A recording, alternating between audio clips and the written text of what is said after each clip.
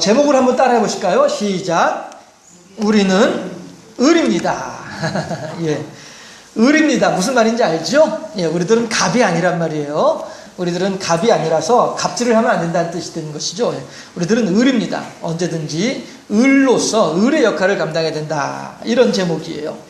과연 저 목사님이 대체 왜 이 아침부터 뜬금없이 갑을 관계를 얘기를 하고 있나 싶어 하시겠습니다만은, 예.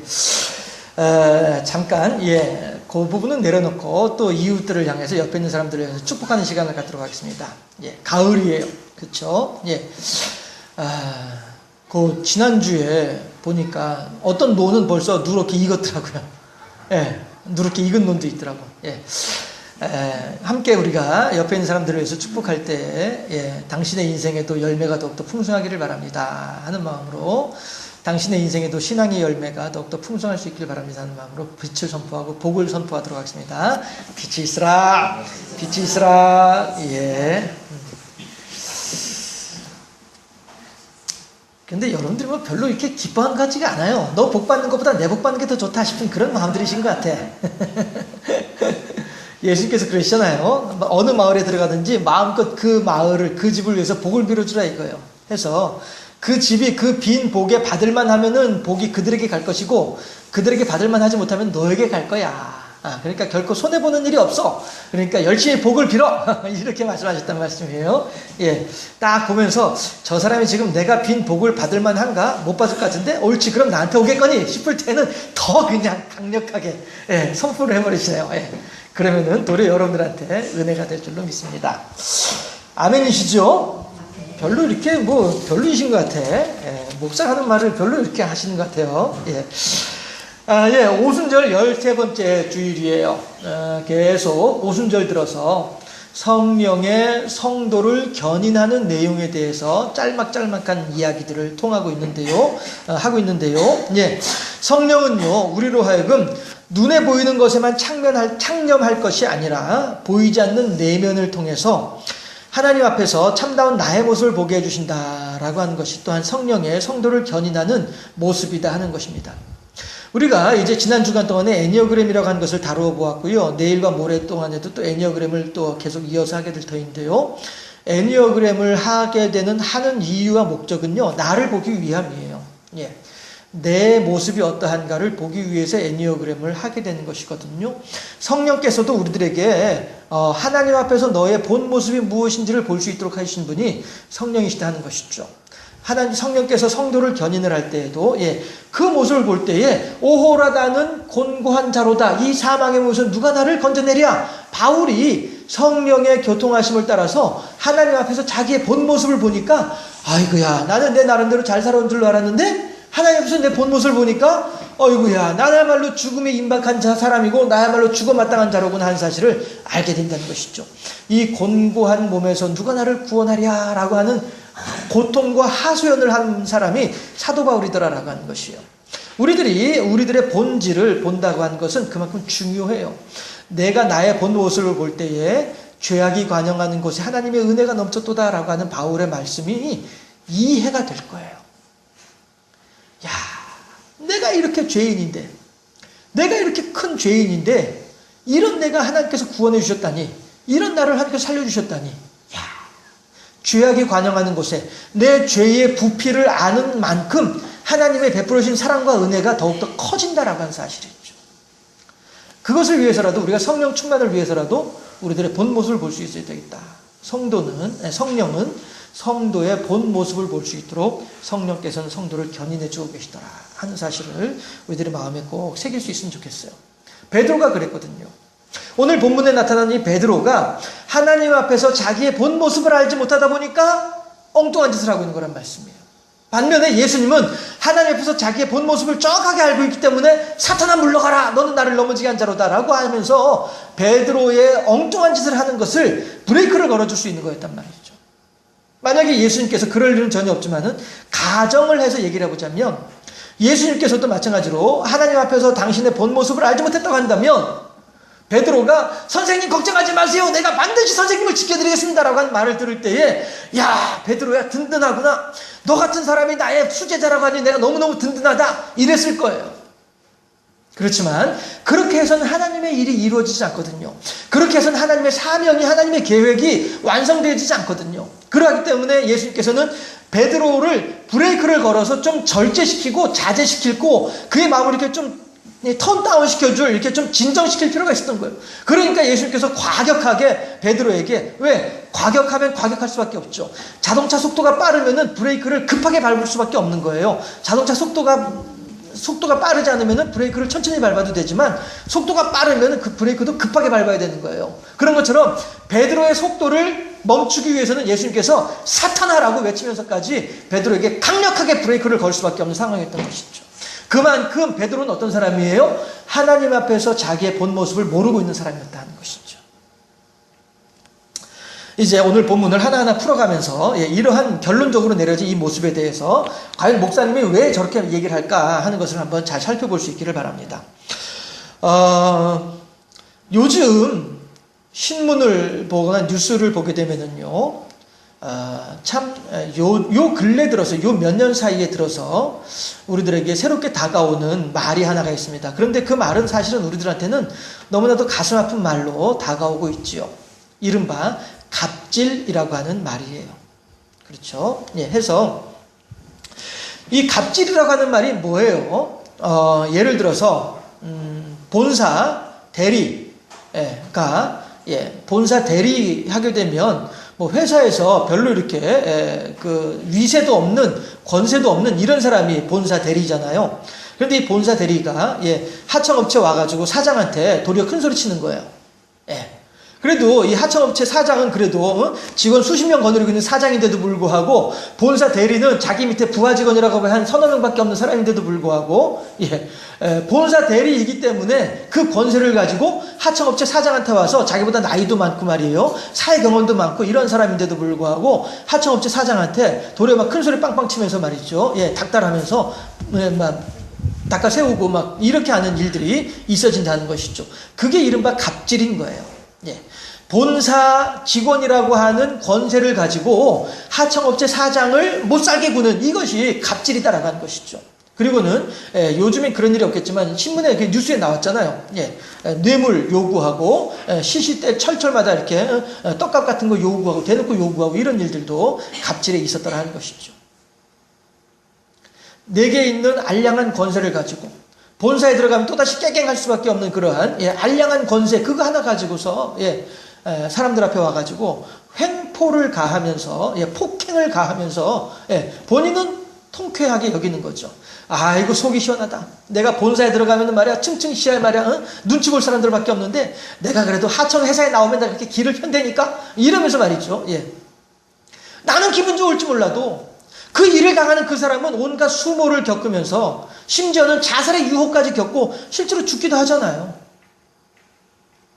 그래서 하도 이런 일들이 이제 막 사회 문제가 되니까 국회에서 국회의원들이 을지로라고 하는 단체를 만들었어요. 해서 이 사회에 을에 처해 있는 사람들을 지원해주는 길을 찾는 사람들, 의원들 뭐 이렇게 해가지고 을지로라고 하는 단체도 만들어냈었어요. 하도 이 사회에서 이 갑질이 사람들을 힘들게 하고 어렵게 하니까 그냥 막 그래도 한 업체의 사장임에도 불구하고 그 수모와 모멸감을 못 견디고서 그냥 자살해버리고 마는 이런 일들이 생겨나더라 하는 것이죠. 갑질이 또 하나 문제는 뭐냐 하면 당한 사람은 밤새 끙끙 잠을 못 자요. 내가 이 세대로 살아서 뭐하겠어 죽어야지. 이러한 죽음을 눈앞에 두고서까지 걱정하고 염려하고 있지만은 갑질을 한 사람은 잊어버리고 말아요. 가가지고 그냥 친구들하고 술 퍼마시고서는 아이고 오늘 하루 신났다 이렇게 끝내버리고 마는 거예요. 이게 얼마나 악한 행동이냐 하는 거예요. 이게 얼마나 하나님 보시기에 악독한 행동이냐 하는 거예요. 하나님께서는 갑질하고 있는 그 인간도 하나님께서 사랑하시지만은 지금 죽을까 말까 고민하고 있는 그 사람도 하나님께서 사랑하시는 영혼인데 당신의 피조물들인데 어찌하여서 그 알량한 권세를 가지고 어찌하여서 저 사람을 향해 저렇게 괴로움을 전해주고 있는가. 하나님 보시기에는 정말로 악한 행동일 수밖에 없다고 하는 것입니다. 여러분들 레위기 19장 16절 말씀 한번 찾아보실까요? 여러분들이 찾으시는 레위기 19장 16절 말씀은요 개역 개정판이에요. 여러분들께서 찾으시는 레위기 19장 16절 말씀은 개역 개정판이에요. 그리고 이 본문은 돌아오는 수요일 날 함께 우리가 생각해 볼 본문이기도 해요. 그런데요, 제가 여러분들한테 보여드리고 있는 이 화면에 있는 말은요, 개역 한글판 성경이에요. 자, 여러분들이 지금 가지고 계신 본문, 이렇게 여러분들의 성경책에서 읽는 내용을 한번 읽어보시고요. 그 다음에 화면에 있는 내용을 한번 읽어보십시오. 여러분들 성경책에 있는 내용 다 읽어보셨나요? 자, 그럼 화면에 있는 본문을 읽어보겠습니다. 시작. 너는 네 백성 중으로 돌아다니며 사람을 논단하지 말며 네 이웃을 대적하여 죽을 지경에 이르게 하지 말라. 나는 여호와니라. 아멘. 논단하는 게 뭐예요? 이게 갑질인 거예요. 예, 말을 해가지고 잘라내버리고 마는 거죠. 예, 새치혀로 그 사람을 잘라내고 마는 거예요. 그 사람의 마음을 잘라내고, 그 사람의 감정을 잘라내고, 그 사람의 열정을 잘라내고, 예, 그 사람의 인생을 잘라내버리고 마는 일들이 논단이란 말씀이에요. 그러니까 뭐라고요? 네 이웃을 대적하여 죽을 지경에 이르게 하지 말라는 거예요. 이게 하나님의 분명한 우리들을 향한 계명이에요. 이건 우리들이 마땅히 감당해야만 할 사명이다라고 하는 것이죠. 이 땅의 모든 사람들이 지켜야만 할 하나님의 명령이란 말이에요. 예수님께서 요한복음 10장 10절에서 하신 말씀이 내가 너희를 사랑같이 너희도 서로 사랑하라라고 예수님께서 하신 말씀이 이 레위기 19장 16절 말씀하고 같이 상통하는 내용의 말씀이란 말이죠. 내가 너희를 위해서 이렇게 목숨을 버리지 않느냐. 그러니 너희도 서로 사랑하라라고 예수께서도 말씀하시는데 우리들은 여전히 갑질을 행하고 있더라라고 하는 것입니다. 왜 제가 우리라고 표현을 하고 있습니까? 우리들도 마찬가지거든요. 우리들도 각자 우리들의 위치에서 생각을 해볼 때에 아, 내가 저 사람한테 숙여야 되겠구나. 내가 저 사람한테는 고개를 빳빳이 들어도 좋겠구나. 우리들 스스로도 판단하고 있다니까요. 그리고 우리들 스스로도 지금 그 일을 하고 있는 거예요. 비근한 예로 마트에 가서 판매원들한테 우리들이 어떻게 하고 있어요? 아이고 뭐 이런 게 다가 아유 별로 됐어 가버리고 마는 거죠. 우리들이 우리 집에 무거운 물건을 들고 온 택배기사를 향해서 어떻게 행하고 있습니까? 우리들이 지금 교회 안에서 어떻게 행하고 있습니까?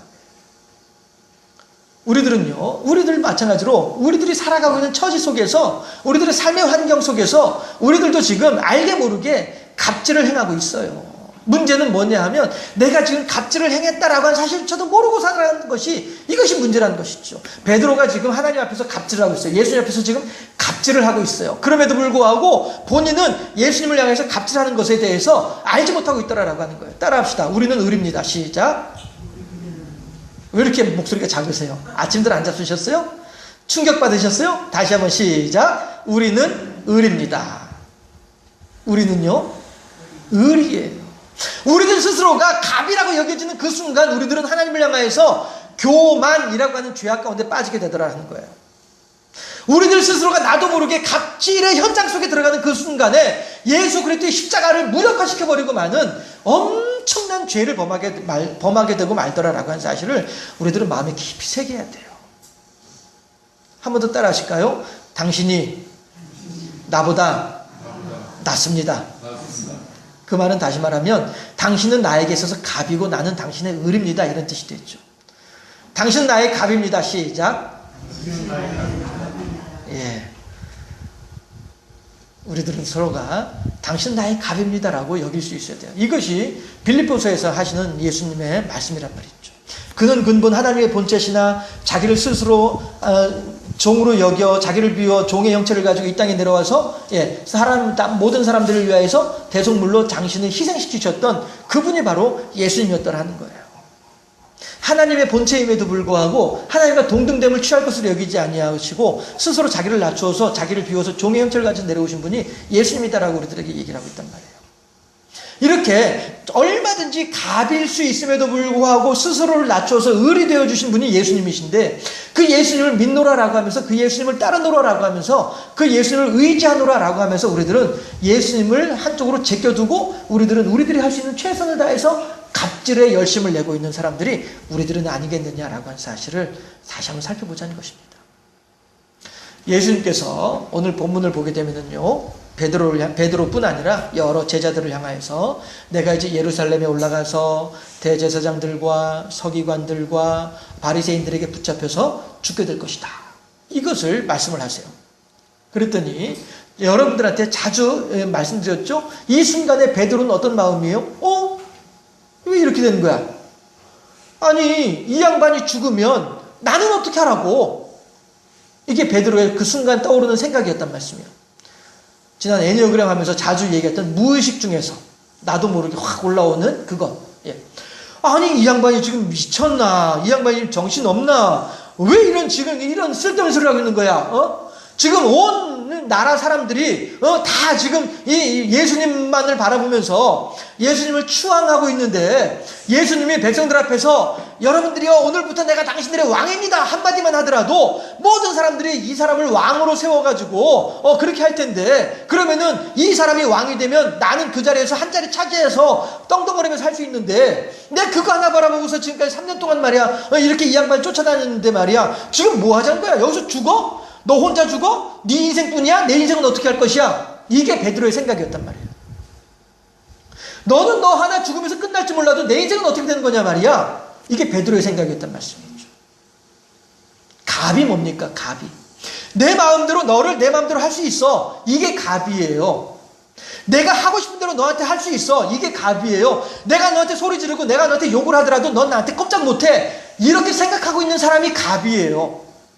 반대로 누가 의리냐 하면은 저 사람이 나를 때리더라도 나는 그걸 맞을 수밖에 없어 라고 생각하는 그 사람은 의리 된단 말씀이에요.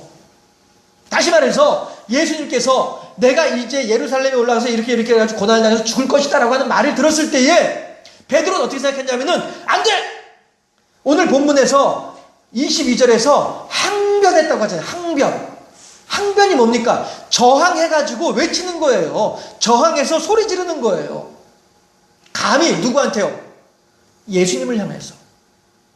이 말은 다시 말하면 예수님을 향해서 지금 내가 당신한테 이렇게 충분히 얘기할 수 있는 권리가 있어. 당신은 내 말을 들어야 돼. 이 뜻이 된단 말이에요. 표면상으로는 선생님이여 결코 그런 일이 일어나지 않도록 하겠나이다 라고 말을 하지만 내면에서는 너 그러면 안 돼. 네 인생만 끝나는 것이 아니라 내 인생도 끝나는 거기 때문에 그러면 안 돼. 이러한 항변이란 말이에요. 아까 말했죠. 자동차 속도가 빠르면 빠를수록 브레이크는 급하게 밟아야 된다고.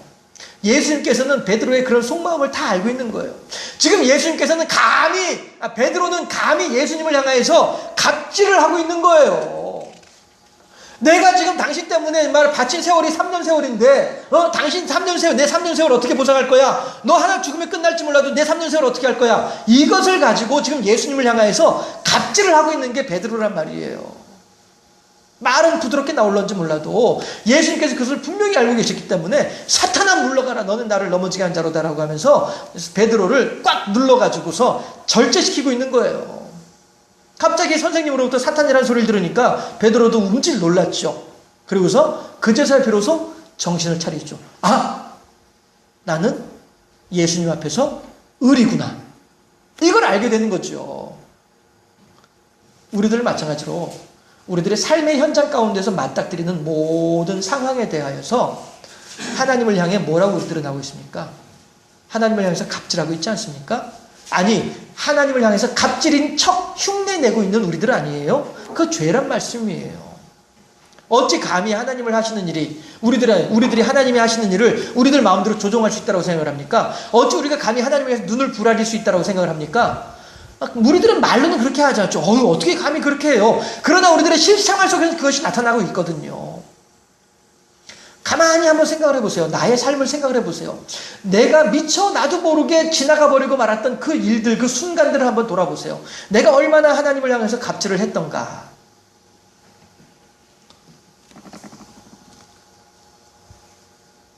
순종이 아니면 불순종이에요. 우리들의 심령 속에서는, 우리들의 마음 속에서는. 그런데 불순종이 왜 이루어지게 되느냐 하면은요, 하나님은 틀리고 내가 맞았다라고 생각되는 그 순간에 불순종이 일어나게 되는 거예요. 그렇다면 하나님이 틀리고 내가 맞았다라고 한 기준은 어디에 있죠? 내 안에 있습니다. 그 기준은 내 안에 있어요. 베드로가 예수님을 향하여서 그렇게 항변할 수 있었던 이유는 자기 기준에 맞추어서 생각을 했기 때문에 그래요. 내 멋대로 생각했단 말이죠. 다시 말하면 하나님의 뜻은 전혀 생각하지도 않고 자기 생각만 했던 것이 베드로의 그 순간이었다는 것입니다. 갑질은 남을 무시하고 깔볼 때 드러나는 현상이 갑질입니다. 하지만 예수님께서는 우리들에게 가르쳐 주시기를 섬김을 받으려 함이 아니요 마가복음 10장 45절 오늘 주보 표지에 있는 말씀이 있죠. 도리어 많은 사람을 위해서 자기 목숨을 대속물로 주기 위해서 오신 분이 예수님이다.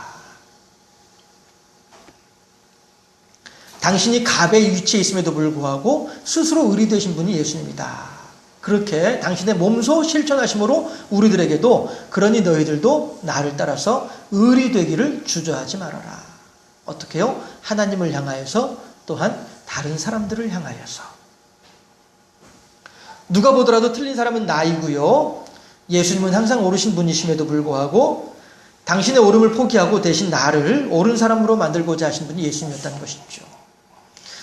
당신의 신성과 당신의 거룩함을 포기하시고 연약한 죄를 가지고 있는 인간의 몸을 입고 이 땅에 오신 분이 예수님이었단 말씀이에요. 그러므로 말미암아 우리들을 높여주신 분이 예수님이었다는 사실을 우리들은 깊이 새겨야 되겠다는 것입니다. 우리는 이러한 예수님의 사랑을 받고 있는 너무나도 복된 사람들이에요. 따라서 내가 재수가 없어서 요망요꼴로 살지, 내가 팔자가 더러워서 이렇게 살고 있지가 아니고요. 도리어 하나님의 크나큰 은혜를 받아서 그나마 목숨 부지하고 오늘을 살아가는 것입니다. 하지만 은혜로 산다는 것은 하나님의 기준으로 나는 하나님께 의리 될 때에 가질 수 있는 결과란 것이에요. 모세가 백성들을 향하여서, 광야 백성들을 향하여서 여러분들 지금 다 그릇 하나씩 들고서 광야로 나가서 만나를 가지고 오세요 라고 할 때에 모세의 말을 하나님의 음성으로 듣고 하나님께 순종하는 마음으로 그릇을 들고 광야로 나간 사람들은 하루분의 양식을 가지고 들어올 수 있습니다. 하지만 무슨 그런 쓸데없는 소리를 하고 있어. 내 평생 살아오면서 말이야 들판에 많이 먹을거리 떨어졌다는 얘기 한 번도 들어본 적이 없다.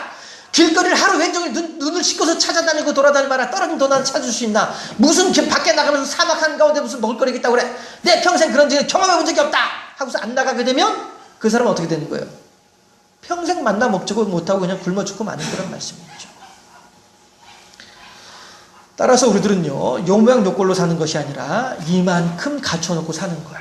따라 하실까요? 요모양요꼴이 아니고 이만큼의 은혜다. 내가 어떻게 생각하냐에 따라서 내 인생이 행복해지기도 하고 어떻게 생각하냐에 따라서 나만큼 불쌍하고 처량한 인생이 없다니까요. 세상에서는요, 갑질을 하면 행복하고 의리, 불쌍하게 그지없는 그런 상황이 연출이 되어져요. 하지만 내가 주는 것은 생명과 평안이라고 하시는 이 하나님을 향하여서 하나님께 갑의 자리를 내어드리고 내가 하나님을 향하여 의의 자리에 앉게 될 때에 하나님께서 우리들에게 주시는 생명과 평안이 더욱더 풍성해지는 행복한 의리 된다라고 하는 거예요. 세상에서는 의리, 죽고 못 사는 사람들이 존재가 세상에서의 의리지만 하나님을 향한 신앙 안에서의 의는 도리어 내가 행복해지는 것이 의리더라라고 하는 것이죠. 이 신앙의 비밀, 이 신앙생활의 비밀, 이 하나님께서 우리들에게 허락하시는 열려져 있는, 공개되어져 있는 비밀, 이 비밀 가운데서 우리들은 언제나 늘 겸손하게 하나님을 사랑할 수 있어야 되겠다는 것이죠. 늘 겸손하게 이웃을 섬길 수 있어야 되겠다는 것입니다. 다시 한번 옆에 있는 사람들을 향해서 당신은 나의 갑입니다. 시작. 열심히 섬기겠습니다. 시작. 왜 저한테는 한 번도 안 하세요? 열심히 섬기겠습니다. 하나님의 은혜 가운데에서 하나님을 향한 신앙 안에서 하나님의 의리 되어지고 여러 성도들의 의리 되어짐으로써 함께 행복하고 복된 아름다운 삶을 살아가는 행복한 을로 세워진 우리 모두가 되어질 수 있기를 주님의 이름으로 축원합니다. 기도하겠습니다.